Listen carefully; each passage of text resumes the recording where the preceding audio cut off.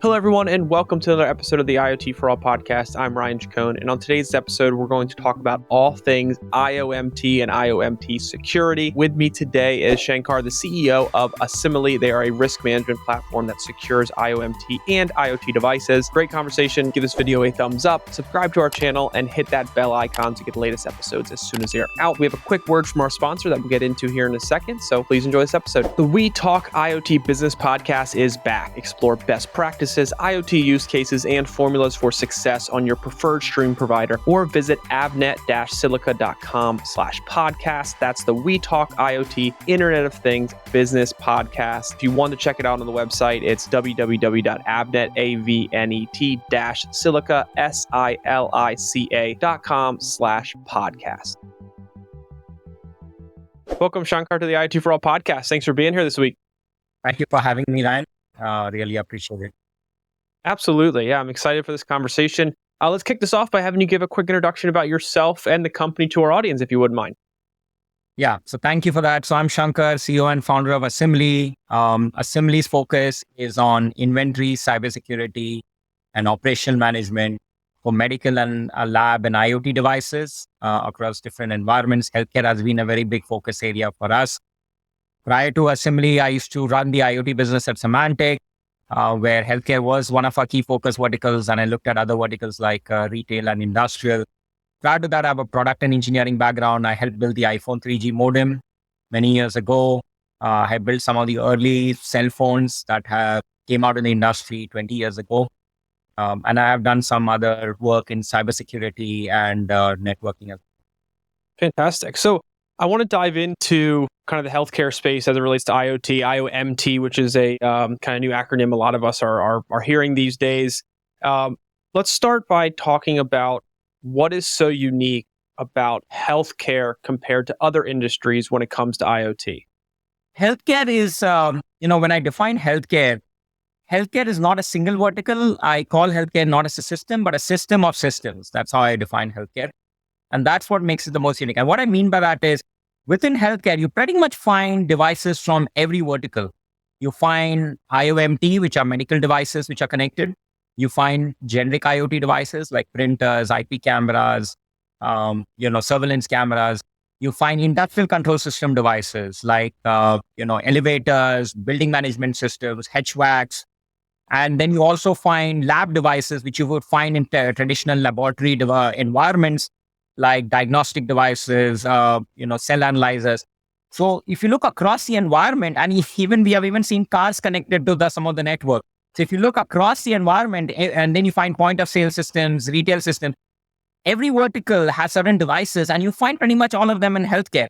And the more interesting part is not only are they present in healthcare, they actually interact with each other.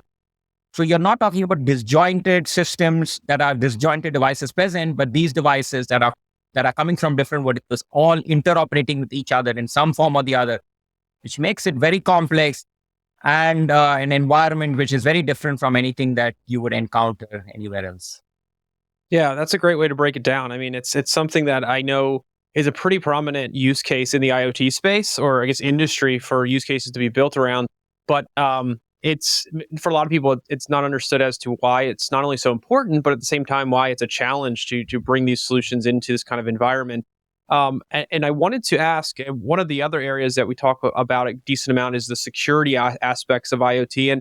And each industry itself does vary from the level of security that's required, the difficulty in the implementation of security, keeping up with security threats and trends as the deployments kind of get out there.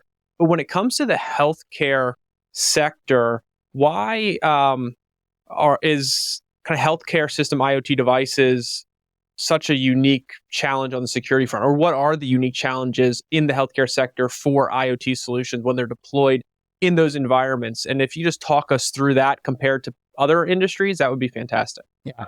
So first of all, healthcare is very unique that it's not just a cybersecurity issue, it's a patient availability issue. It's a patient care issue, fundamentally, right? So you're talking about the life of patients that are at stake, the life of people like you and me who are at stake when we are talking about securing these devices, right? If you are in an operating theater and the device were to go down, were to get attacked, and that device were to monitor your heart rate and it were to go down, I mean, that there are significant consequences to it, or if something went wrong about the device.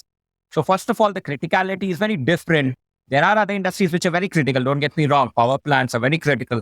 But here you're directly attributing something to the life of a patient, and that can has adverse implications. So that's problem number one. You're dealing with something that, if you get it wrong, can effectively affect somebody's life, and that is a big bar you have put right there. In terms of the cybersecurity challenges itself, a couple of them are unique to healthcare. A couple of them are similar to other industrial verticals. So, for example, the legacy of devices. Healthcare is one of those verticals where, like industrial, there's a lot of devices which are very legacy in the environment. You don't get supplemented. The unique part about healthcare is some of these devices, some of these legacy devices are being used on patients, going back to patient availability. That creates great risk. In healthcare, especially more so in healthcare than other verticals, you cannot scan some of these medical devices. You cannot scan some of these legacy devices. You have had a study from one of the customers where they actually scanned a medical device. They did it in a test environment to see, and it changed the gain of the device, changed the gain of the ECG. So the ECG was still working, like it still appeared like it was working fine, but was giving completely erroneous readings. And how would you know whether the ECG readings are right or wrong? Unless you're an expert, and how would you ever find that out, right? So it has adverse implications on the operation of the device, which cannot scan it. And then it goes back to my point of system of systems. You cannot just secure a device in isolation, which is very unique to healthcare. You got to look at it across how it operates across different devices and environments. So understanding the overall environment is as important as understanding healthcare itself. It's not just about identifying, which is important, but also identifying where the attackers are going to come from, what parts are going to take, and how they're going to work across the entire environment. That's very important as well, because there is a lot of interoperability in this environment, which is very unique to healthcare compared to many others that I have seen. Sure. Oh, absolutely. Absolutely. And you mentioned kind of the different attacks that can happen. Can you talk through some of the kind of examples or recent examples of either ransomware attacks or just any type of attacks that have been happening when it comes to getting healthcare data, and why that's being targeted so much, and really how it affects healthcare organizations' IT device security thoughts and plans? Like when we're seeing things out there, I know like the Clop ransomware attack, for instance. Can you just talk through that and kind of what happened and what was kind of learned or kind of sorted, or I guess discovered through that situation? So basically, so the first thing is why the attacks are increasing on healthcare is an average healthcare record sells at, like an average credit card record. If somebody stole a credit card, sold it, you get cents on the dollar. But an average healthcare record is probably, I don't know the exact number right now. I've heard anywhere from $50 to $100. Last I knew many years ago, it was $50 in the black market. You can see the financial incentive of going after this. So that's one. Plus, there is also a lot of regulations that effectively means that hospitals are going to pay, or somebody is going to pay. At least that's the idea they have. That's why attackers are going after it. In terms of the ransomware attacks, the attacks have increased. Recently, there was an attack. I think it came through the FTP server. It came through an FTP client application. It was actually exposing itself to the internet. And for a lot of ransomware attacks are generally because of misconfigurations that are happening. And the number of attacks have happened across health systems, not just across the country, but recently, I think 9 months ago, there was also a ransomware attack. It was some malware attack. I don't remember exactly, in Dark, in Germany, where there was an patient being operated on the theater. And there was, because of some ransomware attack or malware attack, there was some percentage of the hospital was cut down, cut off from the rest of it. And that caused an adverse reaction on the patient care, on the availability, the treatment for the patient. And then the patient ended up losing their life. It was not directly because of the cyber attack, but because of lack of availability of systems to manage the thing, which is also an implication of cyber. It actually brings down your availability on things that you need. And in many of these cases, it's misconfiguration. Like one of the recent attacks, like I said, the client application was exposing its ports, its services to the internet, and it left open the attacker to easily log in, like easily attack the device, to easily attack the application, get information about it, and launch an attack on the system. There's also a lot of default credentials in all of this. Like in that case, there were some default credentials where a lot of medical devices expose their default credentials, which actually also allow attackers to take advantage of them and launch ransomware attacks. So I think some of it is lack of configuration, misconfigurations. I would say some of it is lack of right configurations and controls. And some of it is less lack of awareness and processes outside of all the other issues that are there in healthcare. That along with the richness of along with the financial incentives that come along with it, that has actually exponentially increased it. Yeah, I didn't know that. I mean, I've never really dove too far into this, knowing and to discover kind of what like you mentioned, credit card records and kind of what they sell for, credit card numbers, what they sell for versus medical record. It's incredible, and obviously it makes sense why they're kind of attacking this space. You mentioned something in your answer there that I wanted to kind of ask a little further about. We talked about regulations. So, when it comes to kind of device security regulations for the healthcare industry, what does that landscape kind of look like now, or how is it evolving, or what's happening in that space that our audience should be paying attention to or understand? Yeah, it's a great question. I think the awareness has definitely increased to a point where we are seeing greater regulation. So there have always been guidelines. There have always been those which talk about this is how you should look at it.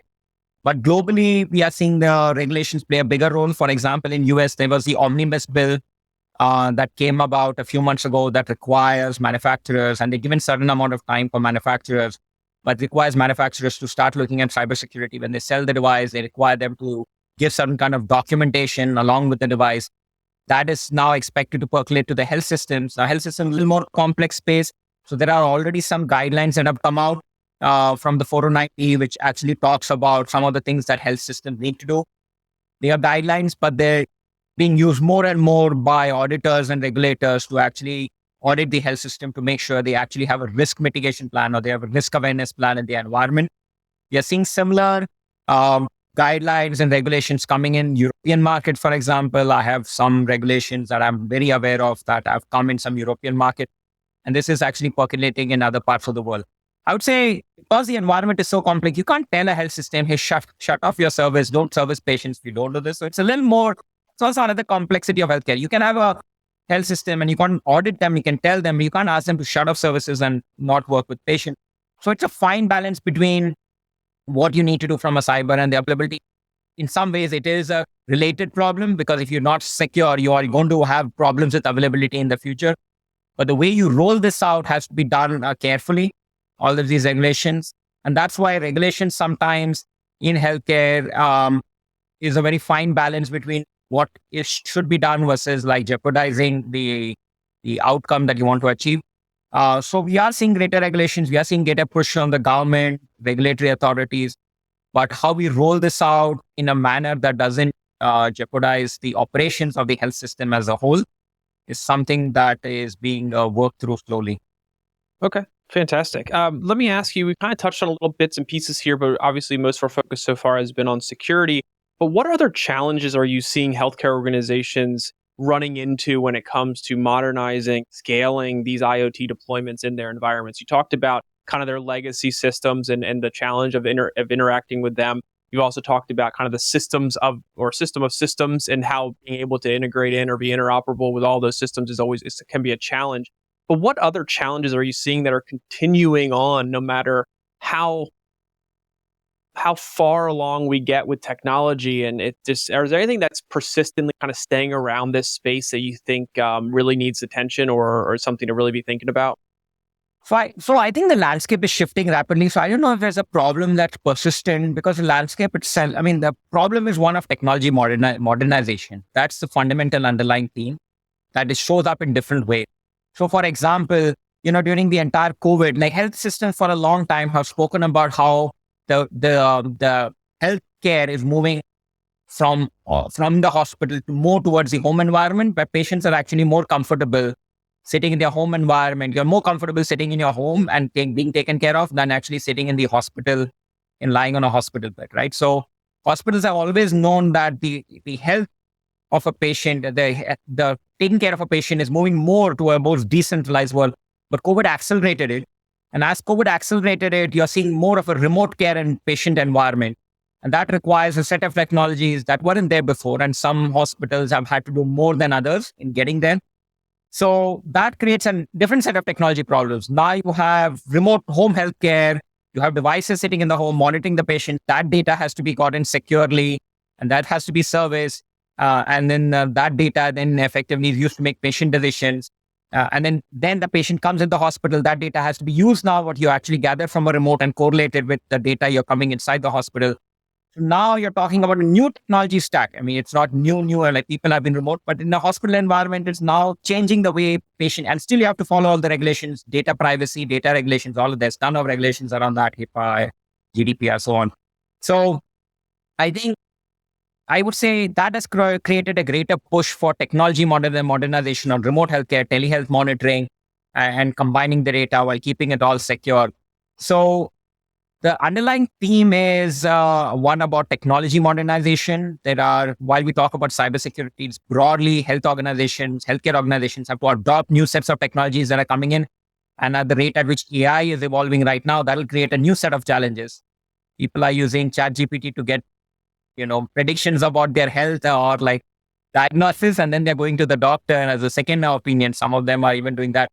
So each of this technology, and so healthcare's biggest challenge is being able to adopt technology as they come in a way that they can't be the first adopter because you're also dealing with patients' lives. You can't start making experiments on people's lives, but you got to be a fast follower. And that is the underlying problem, which has in some ways affected healthcare. They aren't always the fastest follower of what's happening.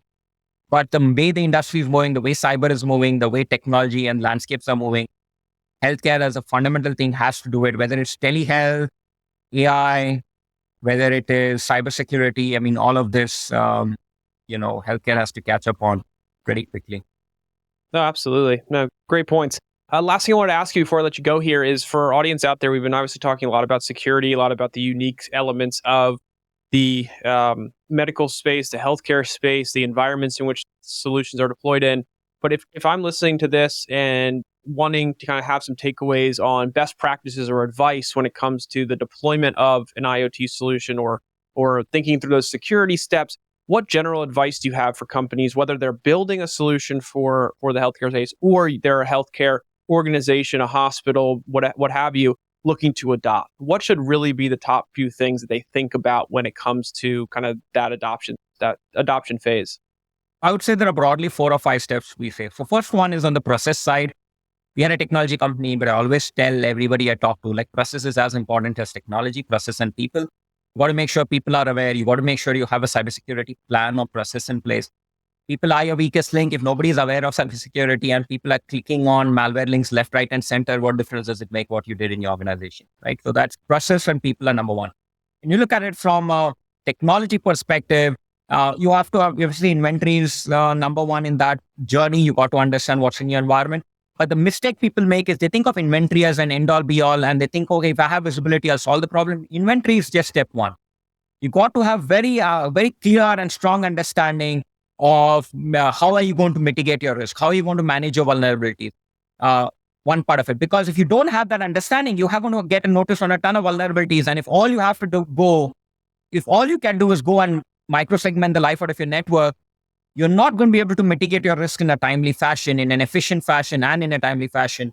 And so having a way to mitigate, to prioritize your top critical vulnerabilities or risk and being able to mitigate them in an efficient manner is the second step in the technology stack. You have to be able to do it, and you have to consider that as part of the visibility, because without that, you'll have visibility, and in a few months, you won't know how to proceed. And then the other piece of this is you need to have a very strong incident response program in place. We just spoke about a few minutes ago on how attacks are increasing. God forbid you got into an attack, and you can't say, I'll never get into an attack. You got to be prepared for it, right? Everybody has to be prepared. So you need to have an incident response program in place that is effective, that knows, how are you going to detect it? How are you going to collect data? How are you going to analyze it? How are you going to baseline your environment? All of those programs have to be in place, and technology can play a big role. Or to have a solution that actually takes care of the entire journey as well, or at least has a plan to address the journey. Otherwise, if you're only thinking of it in one dimension, I'm going to get some visibility, you're going to find yourself in a very hard position in few months. So having the program in place, thinking of in terms of visibility, not just in visibility, but also in terms of risk management efficiently and in a decent time frame, and then thinking of it in an incident response initiative program is like from an incident response perspective, I think is very important. And I think that's what I would advise organizations to look at. Oh, that's wonderful. That's a fantastic way to kind of end this. Thank you so much. For our audience out there who wants to learn more about what you all have going on, maybe follow up on this topic, this discussion, get in touch in any way, what's the best way that they can do that? I mean, they could email Asimily at info at asimily.com, info at asimily.com. Or they could, I've been a speaker at many events. They could always get my information. Like it's there, all my information, my email, my phone is all there. They can just email me and I can put them in touch with somebody as well. Even if it's not about Asimily, I've been in the industry for more than a decade. So that's awesome. Okay, perfect. Well, I really appreciate you taking the time. This has been a great conversation. IoMT is becoming more of a popular conversation by the day. So I'm glad we were able to have this discussion and get this out to our audience, hopefully relatively quickly. But yeah, thank you so much for your time. And it was a pleasure speaking with you. Yeah, thank you so much, Ryan. I appreciate it.